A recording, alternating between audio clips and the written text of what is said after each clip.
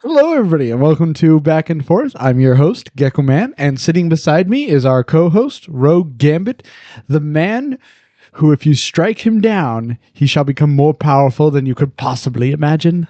He could destroy life on a scale hitherto undreamt of. Speaking of things undreamt of, we got a battle for the ages here. Yes, we do. We have... Actually, I don't know. I don't know if you can call it Battle of the Ages. This is like one very powerful versus just immediate. I mean... whoa. You're supposed to be the Star Wars guy here. I know, and I absolutely love this. Oh, man. Do you want to say who's Yes, going to be facing we've off? got the Master of the Mystical Arts, Stephen Strange, versus the Jedi Master himself, Obi-Wan Kenobi. We're doing them since, as most of you probably know, tomorrow, or the day that this comes out, actually, we will be watching Doctor Strange, Multiverse of Madness. I am so excited for this movie. And then in a couple weeks after that, 2 weeks? 3 weeks. 3 weeks, yeah. We will get Obi-Wan Kenobi show. Yeah. So we figured we'd put them up against each other, see who came out on top. Now, this isn't a spoiler. I feel like somebody may have already spoiled his outcome. We'll see what happens, though. No, we have no idea who's going to win here. We haven't. As usual, we'll give some backstory, some weapons, some fighting styles, and then set the scene. Yeah. And let the battle commence. Yeah. Would you like to start with Obi-Wan Kenobi? I guess. Well, yeah. I'll go ahead and start Obi-Wan Kenobi. So, of course, Obi-Wan Kenobi is an amazing Jedi. This is true. We all know that he is Qui-Gon's apprentice, Qui-Gon Jinn. Oh, okay. But for those who don't know, he was born on the planet Stujon. Okay. Funny story about that, actually. Stujon was just a co-worker at Lucasfilm, and George Lucas was just like, "Yeah, I'll just make it a planet." Nice. It was great. He was Can't wait for Planet Rogue Gambit. Sorry, I was going to make another joke. But anyways, moving on. So he was born in 57 BBY before the Battle of Yavin. But he attained the rank of Jedi Knight in 32 BBY. Okay.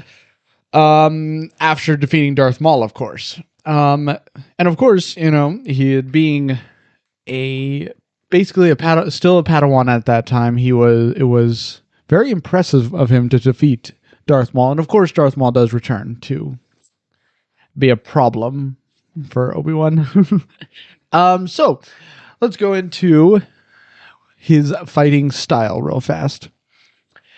He is a Form 3, Way of the Mynock. He is very, very well in... He's able to use basically close quarters combat against ranged weapons. And it is very good against for defending against melee attacks. Okay. So it's a very good form. I believe Qui-Gon, though, took Form 2. I haven't done too much research on that, so I cannot give you that much. If you want to look it up, go for it. Let us know. But other than that, he maintained a tranquil and ready mind during a fight. It would help him. I could definitely see that for sure in the way he's portrayed. Yeah. Good job of portraying him, even if the movies were garbage. What about the show? Well, that's not necessarily. Yes, well done. Yes, there as well. They portray him well. They make him a little too snarky for my taste. Well, that is part of his character. Okay. But not as much. Like, he's supposed to be calm and tranquil. He's not supposed to be always trying to think of the next quip. In my opinion. Well, let me continue on here. Using that, he's able to exploit gaps in the enemy's defenses. Okay. Also, this movement made it so he would never waste his motions, his energy. There we go. Little kung fu. Yeah, or it would also help him be able to not telegraph his next blow. Okay. Yeah. So very, very amazing. I love it. Using tight and well-controlled blows as well. Kind of the same thing right there. But moving on, he's also one of another. It's not really like a. I guess it is because it's not really the way of the Minoc Form 3, of course. Okay. This thing is just his own way of doing this. He was always able to avoid serious injury. Okay. Every time he came out of a fight, he was never seriously. I can remember one time he was pretty seriously injured. Oh, really? Yes. In fact, I believe he was cut in half. Okay. that was more death. Oh, he also lost the hand, doesn't he? No, he doesn't. He never loses a hand. No. Just Anakin and Luke. Just Anakin and Luke. He gets stabbed That's a couple right, that's times. right, But- Besides, okay. My bad. So yeah, man, now I lost my train of thought. Sorry. Here.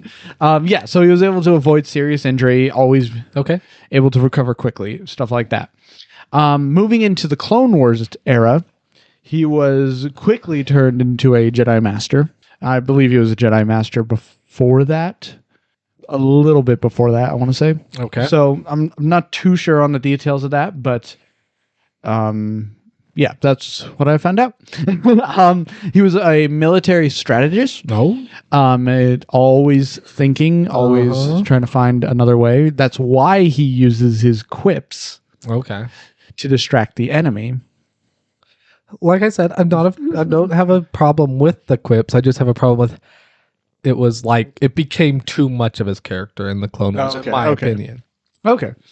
I guess that makes sense. I can't remember a like serious thing he said in the Clone Wars. I'm sure there are. I'm not saying there aren't. Oh, there's I'm a just lot saying- of serious things. I'm just saying, like he just like is the quips became so much of his character that like I don't even remember the other parts of his character. I mean, in the final episodes, he was quipless, actually. Quipless. I like it. Yeah, and he was a studious man. Okay. He always repeated the Jedi code to calm his mind, to Very nice. calm himself. Moving on to actually, before we go to Force powers, a couple things I did forget. He is a very skilled. Did he repeat? I am one with the Force, and the Force is with me. Actually, I don't know. He may have. He may have. Okay. We know that's Ahsoka's. We'll say it's Ahsoka's. He's very skilled in hand-to-hand combat, as well as an excellent marksman, Oh. and of course sarcastic. Yeah, so it's what's cost. Yeah, but he always used that as a way to like distract the enemy, keep them On their toes. on their well, I mean, more like on their heels. more like Flat-footed. always underestimating him. Oh, okay. That's what it is. But yeah, moving on to Force powers. Okay. Not much in the Force powers that I have found. Is he strong with the Force? He is strong with the Force. He is one with the Force, and the Force is with him. Oh, okay. He is able to use the mind trick, as we see, actually countless times. Countless. I've tried. Just can't. He uses this. He's even able to tame animals. We've seen that. Of like large groups of animals. He tames like a large group of Gutgers. I think that's how you pronounce them. I don't know what that is. When the battle for Ryloth. I don't know what that is. Okay, that's fine. They're just very vicious beasts that he had to save his troops from. He is able to use force healing, No. able to heal himself quickly, which also kind of adds to his being injured, Yeah. like never getting a serious injury and stuff like that. So he can't heal serious injuries. Dag, no, you really are making me think, aren't you? I'm just joking. He is able to use telekinesis, as we all know. And he is able to use a force enhancement as able to make him jump, Right. run, other stuff like Swing that. from a hairy vine. Swing from a hairy vine, yes. Wow. Yeah, so, and of course his weapon, Oh. He has a weapon? is just a lightsaber. Just a lightsaber. Nothing more, nothing less. I mean, I guess, actually, A Jedi's equipment does consist of a lightsaber as well as a grappling hook. No, okay. So I believe those, I don't want to say they were given to them at the start of the Clone Wars, but they could have been before. All righty. So that's about it I've got for Obi-Wan Got any Kenobi. questions? Let's see. If you ask me if he is one with the Force, I'm going to be so mad. So, him and the Force, what's the relationship like? Oh, actually, one quick detail real fast is after the fall of the Jedi Order, he gets trained by Qui-Gon Jinn again Okay. to actually become the Ghost. Oh. Not just Qui-Gon Jinn. He gets trained by the Living Force. There are three different Force. So yeah, that's kind of a something interesting. So it made him, which made him much more like calm and like the way he was as an older man. Very so interesting. very, very, very interesting stuff right there. So I learned a lot that I did not know about him. All right. Dr. Stephen Strange. I'm gonna draw kind of a lot of his backstory from the comics and then kind of move into who he is in the MCU since we're using the MCU one. But because there are some differences that I'll point out. Starting with, he was born to Eugene and Beverly Strange. In the comics, it was in 1930, but of course, he's not 90 years old in the MCU. So when he becomes Doctor Strange in the comics, he's about 30 years old. So I'm guessing in MCU, he would have been born around 1980, 1985, right in there. Okay. So anyways, he was born in Philadelphia. He was always very intelligent, had a very good intellect, and he also had photographic memory and nearly perfect recall. So that's why he was able to, like he says in the movie, be able to get his doctorate and master's at the same time or whatever. Oh, because he found studying super easy. He had very good recall, nearly perfect. He could just read something and then know everything in it, basically. And that's also why he was so quick to learn sorcery. So we'll jump ahead a little bit to what transpired in his later life. So he became a surgeon, a very good surgeon. He became very arrogant because of this, of course, and started only taking on specific cases, became very wealthy. And that's when we pick up on his story in the MCU. Okay. In the MCU, of course, we see him, type of guy he is in the surgeon world. Then he, on his way to get an award, he's driving and gets distracted. Crash, bang. Oh, I should say this one tragic part of his backstory that caused him actually to become a surgeon. I think that either the MCU one and the comics ones are different. I couldn't quite tell when I was looking it up, but either they're different or there's two separate ones in the comics. I'm not sure, but either one or the other. It's either his brother died in a car accident or his sister was hit by a car when he was younger, and that's what actually he saw it as his fault for some reason, and so he ended up. That's why he became a surgeon in the first place. Huh. Okay. Anyways, moving on. So he gets in this car accident, right? Loses the mobility in his hands. Mm-hmm. All the feeling. He can't pick things up. Has no strength. So he ends up looking for ways of fixing it, and ends up spending all his money on surgeries, on tests, testing different things. And so he ends up going to the east into Asia, looking for somewhere. And yes. Is this from the movie or the comics? No, we're in the well, it's this is where they kind of go together pretty well here. Okay. So yeah, he is broke, and he is basically ostracized by his other compadres. And so he goes and Asia, he ends up, hearing about the Ancient One. The Ancient One can heal you. In the comics, I think he's in a bar and some dude's like, there's this hermit guy, the Ancient One, who can, cure anything.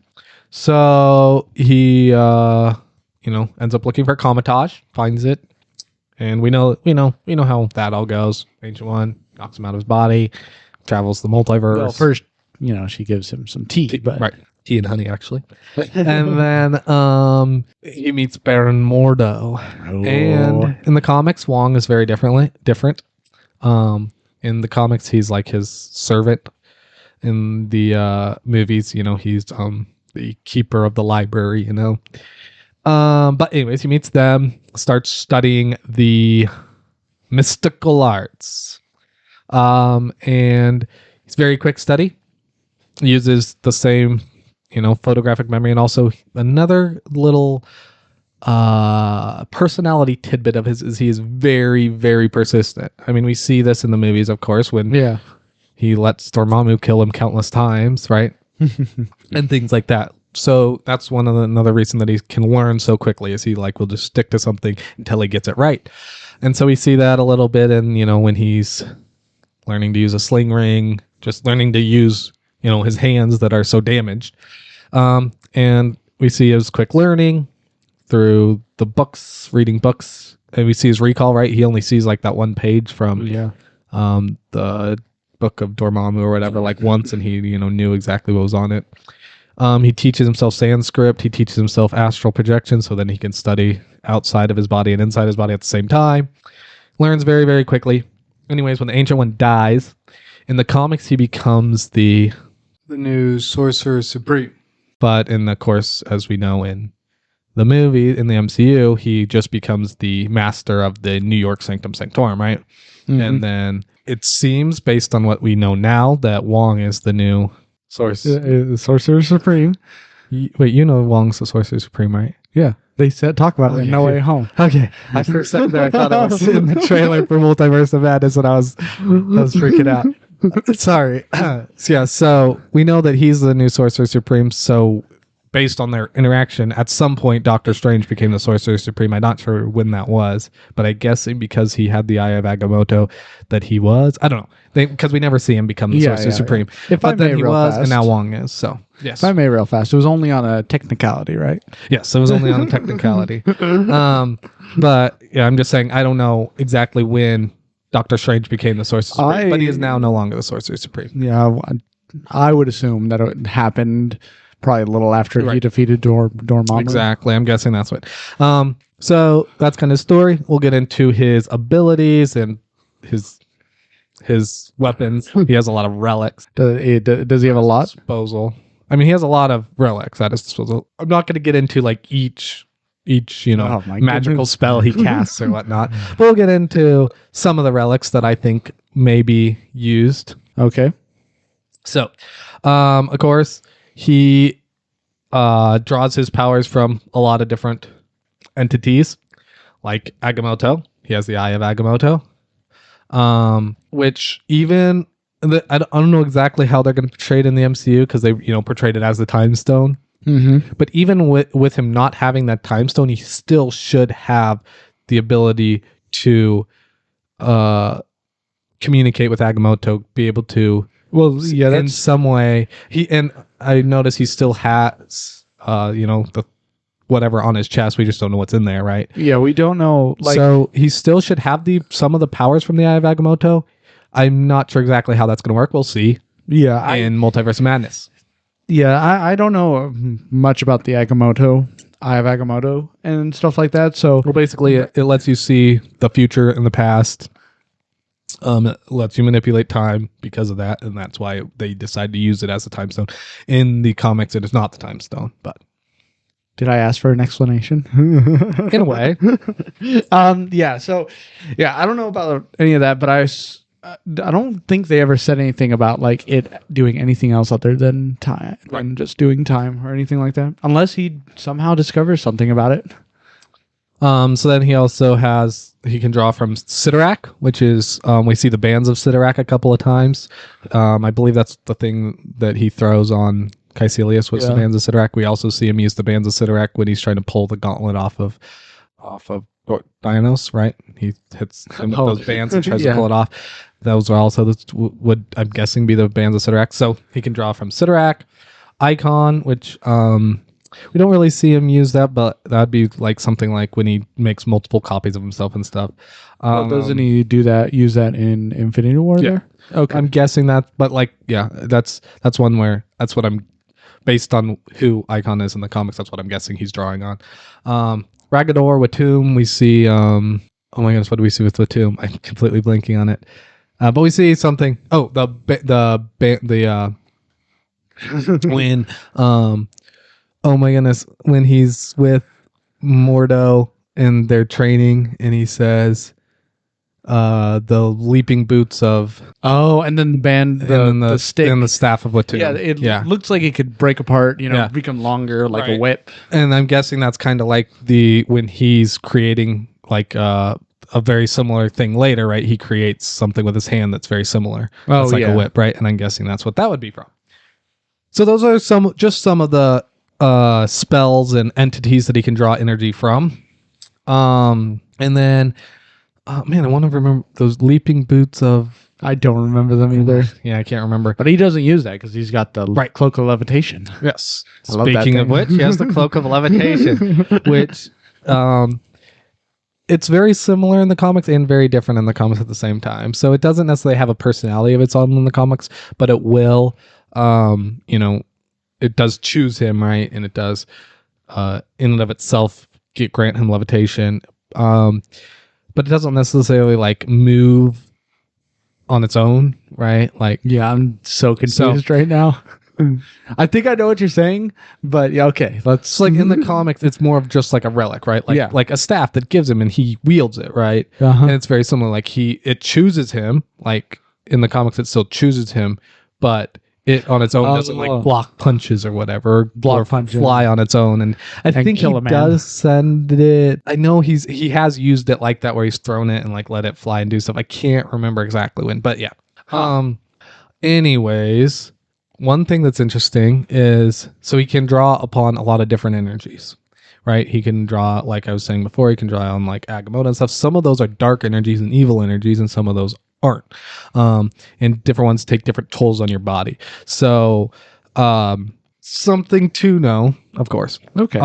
Something that I think will become in Multiverse of Madness be very important and would be very important in this battle is the Book of Ashanti. Now, I don't know if I've talked about it much before, but the Book of Ashanti is a book of spells, but there's very, very specific spells in them.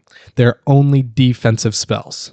All right? Really? But it is the most powerful book of spells there is. It's more powerful than the Darkhold. It's basically the opposite of the Darkhold, right? It's completely good spells and completely defensive spells, whereas the Darkhold is, very dark and almost all aggressive attacking spells. Okay. And that's why I think it's going to come up in Multiverse of Madness. I believe we see it in the trailer. If you remember my trailer breakdown, I talk about it. But this is something that most of his defensive spells come from, and that's why his defense is so strong.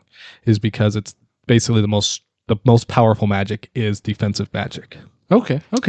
And then of course he can travel in different planes. He can be in the astral plane. He can travel through dimensions, through time, into the mirror dimension, all those things. And then, his magic all comes from spells he's learned.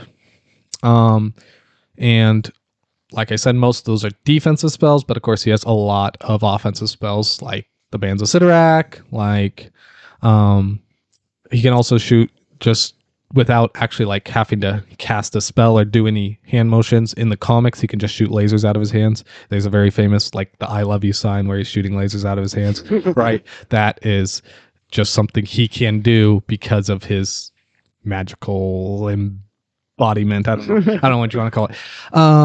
But he also has the access to the Cauldron of the Cosmos. I don't know what it does, but I thought I'd throw that out there.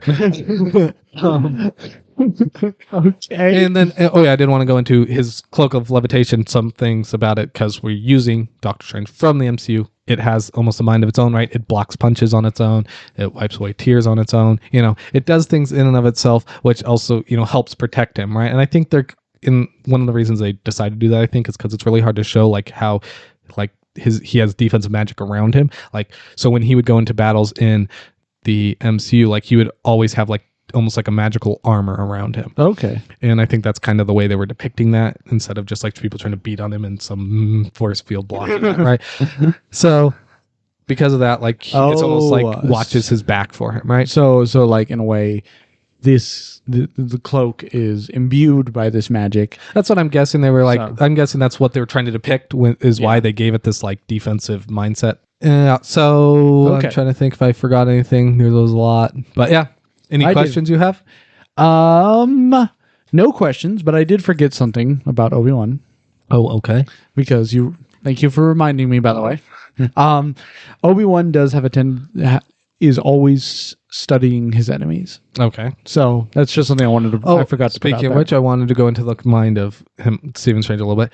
He does. They don't show this as much in the MCU because I mean we've only got really one movie with him, and that was him like learning. But like once he is the Sorcerer Supreme, he uses that same like intellect and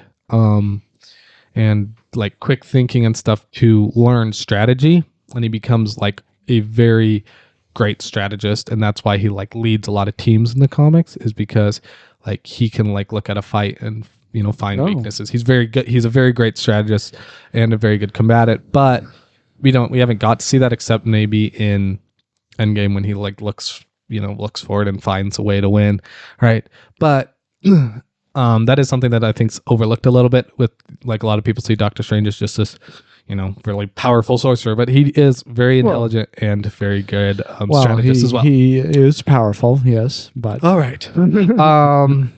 I think that does it for the characters. So I think as we go into the fight, I think the first things we need to do is lay out some ground rules, because this is a very different fight than we've had, right? It's a very different. magical being versus a very like a being able to uses, they're both using different forces, right? One can use the force, the other one uses like magic.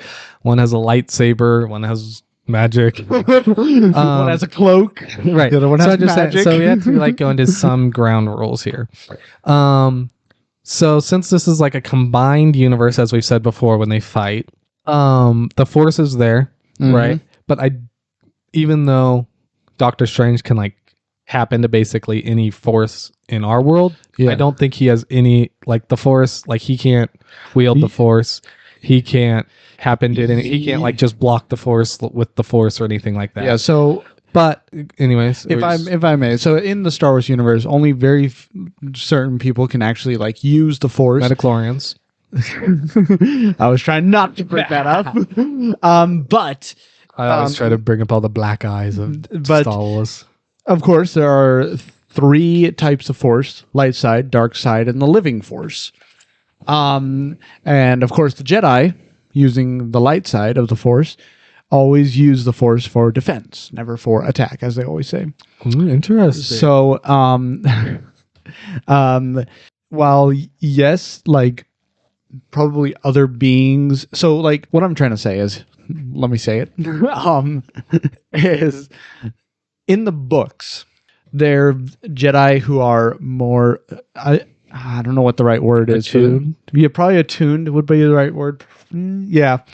Some Jedi cannot use the Force for like more powerful Force abilities. Like they are not like Jedi in the books is able to only like sense some evil presence nearby and use it to jump, while others are able to use the Force to lift Star Destroyers off the ground. Right. So that's just a little something that I kind of wanted to put out there. While he may have able to know the Force is there, he may not actually be someone who actually can use the Force. And then when it comes to like a lightsaber, I think like the lightsaber is a very powerful weapon. It's a beam of light, and I think because Doctor Strange has a lot of defensive spells, I think some of these defensive spells would be able to stop a lightsaber. I'm not going to say like he just puts up magical barriers and Obi-Wan can just destroy them at will. What it is actually a force field around this beam of light. So the handle itself produces a force field, right? Making it. I'm having such a hard time explaining this. You're good. You're good. I haven't talked about lightsabers in a long time. But yeah, like making it very powerful, of course, and of course, they can mess around with it. But that nothing neither here nor there. Yeah. But then when it comes to like the Force being used on him, apparently they only use it defensively. But I think that like they're kind of like an equal. Like Force versus Force, like I'm not saying the magic's more powerful than the Force is more powerful than I think they would just kind of like stop each other. I would imagine so. So that's kind of the ground rules for this. Obi-Wan wins, so we're done here. No.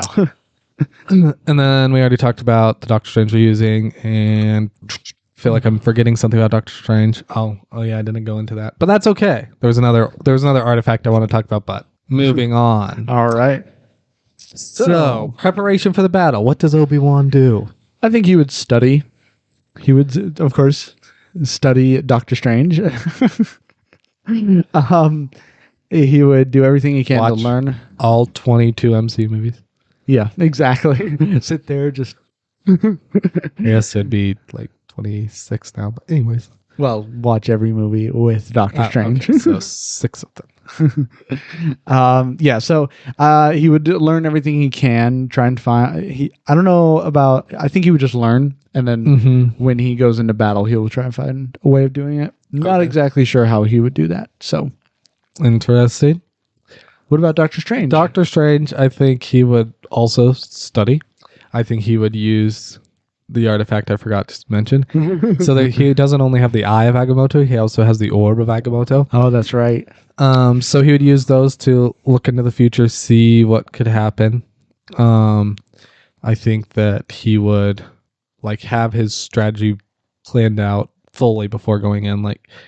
He's definitely not somebody who thinks on his feet as much, and he in the comics especially, a little bit less in the MCU, but he's seen the outcomes of the battles in the comics and knows what to do at every moment and does it. Okay. But he can improvise when need be. So I think he would do a lot of that. I didn't even get it. I didn't go into the martial arts, but he also is a martial artist. Actually, in the comics, it's really interesting. Most of the masters of the mystical arts aren't martial artists. Only few of them are.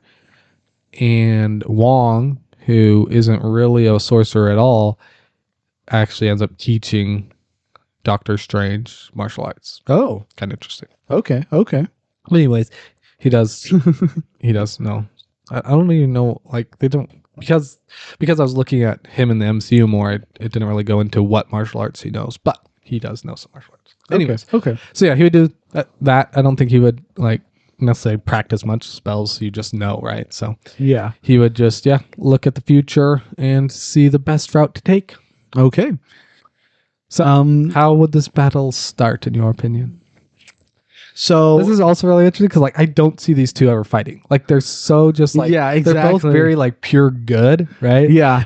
Obi-Wan's the absolute good in Star Wars, and Doctor Strange not he's not oh no, there's this force. So it's really hard for me to figure out why they would fight and let alone how this fight would start. They'd just be we're both good, let's get along, So anyways, I would see. Yeah, this is gonna be difficult. Why don't we just say they're standing there looking at each just okay, just kind of squaring each other off. I think Obi-Wan would start off with talking to Doctor Strange, being sarcastic with him, trying to learn more about Doctor Strange as he's standing there. And I think Doctor Strange, with his also witty personality, would probably go back and forth with him, and they would become good friends. And eventually, they'll just be like, "I'll see you next week." Yep. Same time, same place. All right. But yeah, I think they would. Yeah. All right. Who do you think would take the first strike? I do think the arrogance of Doctor Strange would probably cause him to take the first strike. I think he would, probably start, shooting some magic bolts at him, seeing how he reacts, studying his movement and whatnot. All right. Yeah. So doing that, I'm pretty sure he would just at first, of course, he would take his lightsaber out, get ready because he knows an attack is coming. Right. And he would, of course, use his great athletic abilities to jump around, trying to get out of the way and stuff. And I would see Obi-Wan trying to close the distance. Okay, yeah, I could definitely see that too. Especially with the form he uses. So, yeah. Beans, as we have a lot to talk about, I'll go through this fight pretty quickly.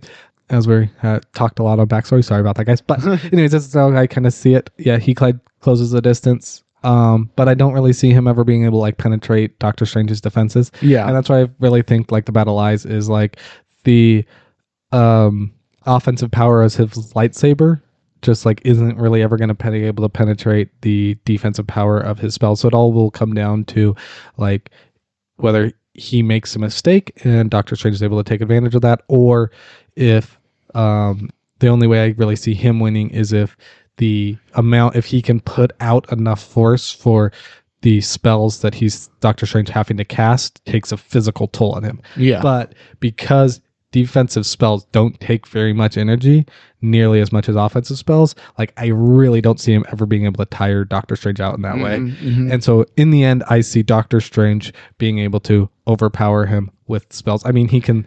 We didn't even talk about his sling ring, his ability to trap people in the mirror dimension, and just all the trap spells he has, where he can make people. Literally, he makes Loki fall for 30 minutes. Right? Like he can. There's always somewhere he can put him. And I just don't see Obi-Wan being able to output enough damage to counter that. So, yeah, the only way I can see it being closer if you said something like, because the Force and magic are kind of similar, if he was able to basically just negate any spell with the Force. Yeah. Because we don't know how they would interact, you could say that. And in that case, it would be like a stalemate. Like nobody's going to win in that case. Yeah. So there is talk that in the Star Wars universe, there is talk that the Force is a magical essence. Right. But I don't know how much he would actually use the Force, because he's more like he's not much of using the Force for an attack, because they're always forward. Right. Force is like defense. as defensive. Yeah. But I would say that if he knows that a Force ability could get him inside his defenses, or even just use it to get to gain an advantage, take advantage of the situation. That's the only way I see him actually getting the upper hand. Yeah. I also see it with his fighting style as well. It would take very long. It would be a very long fight. Yeah. Especially with Obi-Wan's fighting style and Doctor Strange not using much energy. Yeah. It would be a very long fight. And not knowing how the Force would work against magic, I could see the two clashing with the magic. I can see the two clashing in a way. Like Force push, Doctor Strange just blocks it. So yeah, I would say that in the whole grand scheme of things, Doctor Strange would win the fight. And I think like kind of what we like, it wasn't even necessarily like we said, like I don't really see them fighting. I think what we established is like Doctor Strange, yes, is a lot more powerful. Yeah. Like he has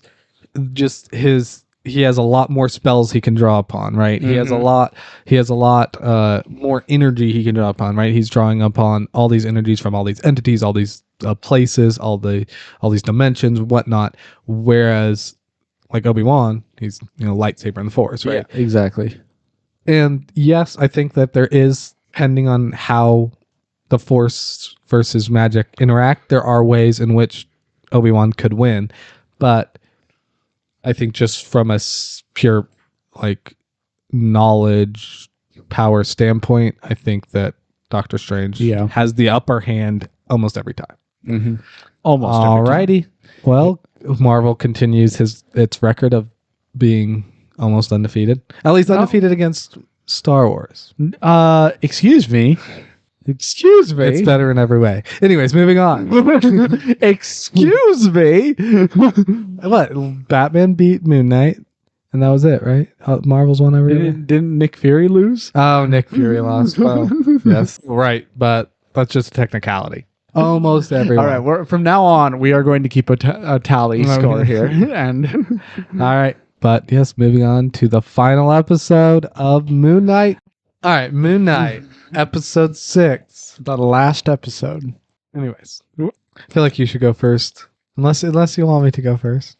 All right. Well, absolutely no. So I called it. I called it actually. No, I called it. On the whole fighting between the gods. Yes, but I called it on exactly how the episode is going to go. Except for Khonshu fighting Amit.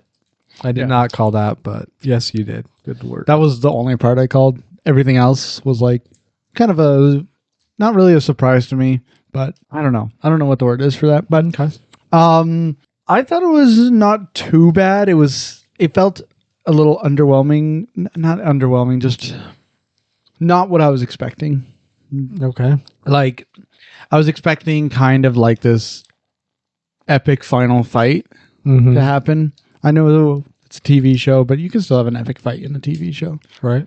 Um, WandaVision. yeah, exactly. It didn't really happen. I don't know if they're just planning to save it for another time in Moon Knight Okay. but it was just like they fought and then the alligator inside Harrow. Right. So So, first of all, there was an epic final fight. We just didn't get to see it. Second of all, I think that not having the epic final fight kind of fit with the whole mystique of the show, right? okay, well, Personally, this wasn't my favorite episode, but it might be my favorite finale episode so far. please tell me it's just the Marvel. Right. Okay. In the MCU's TV show so far. Like WandaVision's was underwhelming because of it was just a big old fight and it was like, what? That's not what this is all about. Winter Soldier was underwhelming because it didn't wrap up any stories. Mhm. Loki's was underwhelming because it just gave us a bunch of information. Didn't feel like it closed anything. Yeah. What Ifs? I guess What Ifs was really good, but it wasn't as epic as the rest of the movie TV show, so it kind of felt a little lost. And then Hawkeye's was good, but definitely felt like it was rushed and didn't like the cameos and stuff and whatnot. Didn't really hit. But this one, I feel like it wrapped up the stories well. I feel like I wasn't really wanting an epic fight as we talked about last time. I was more wanting like a, Yeah. but to explore the psychological side of it, to explore the gods a little bit, and they did that. They didn't really. I didn't think they nailed anything. But I did really like the fight, and I did really like. Well, hold on. Let's just point one thing out here. You liked the fight between Khonshu and I forget the other god's name. Amit. I like the dialogue between them. Okay. But what about, let's just point out that it wasn't really a fight between the other gods and Amit. No. They just died. I don't think there needed to be. Like that was just a shot to show how powerful Harrow had become. And like, yes, they could have shown what he did, but he just did what he always did. He hit his staff on the ground and purple stuff killed people. Like, true.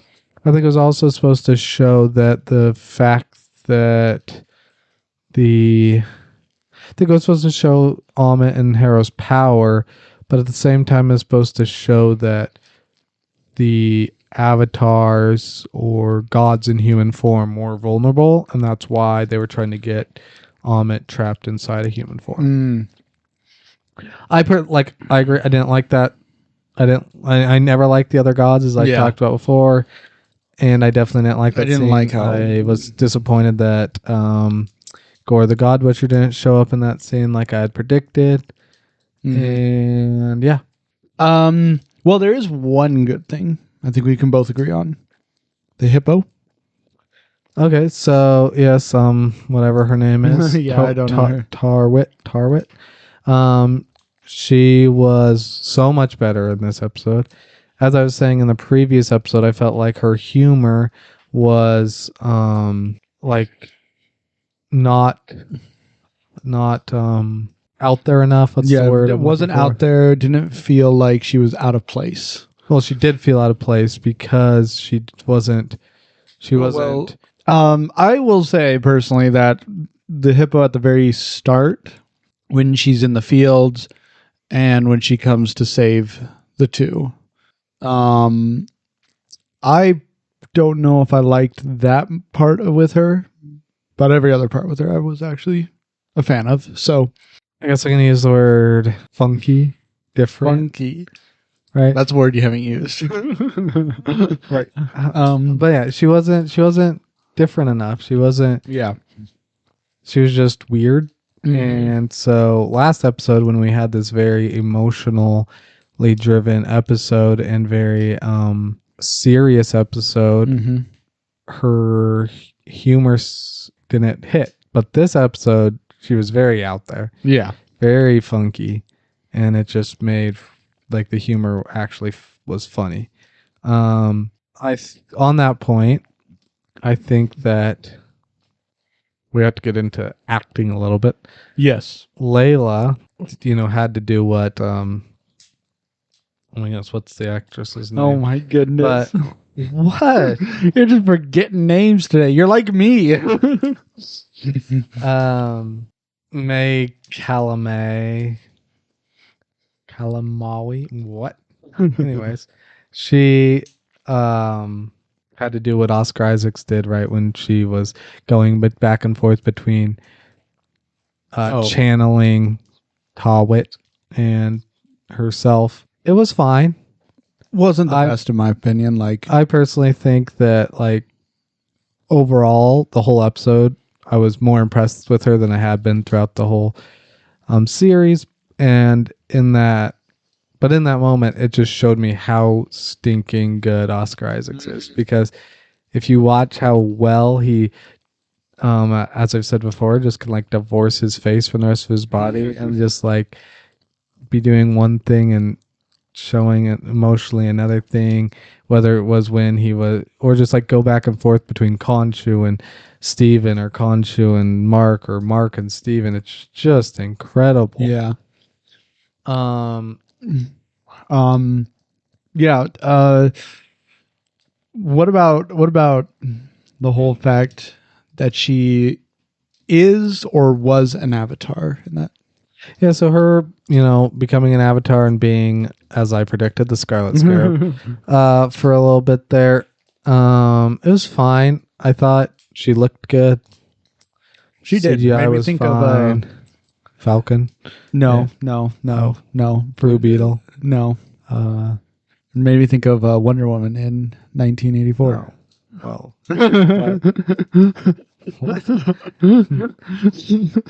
Okay, I'm sorry.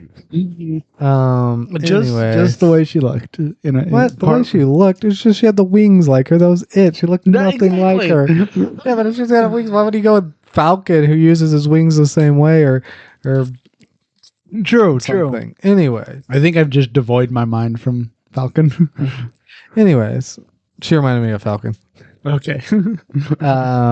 It was fine. I wasn't a big fan of it. She had this cheesy scene with the kid that was, in my opinion, I am very unnecessary. Yeah.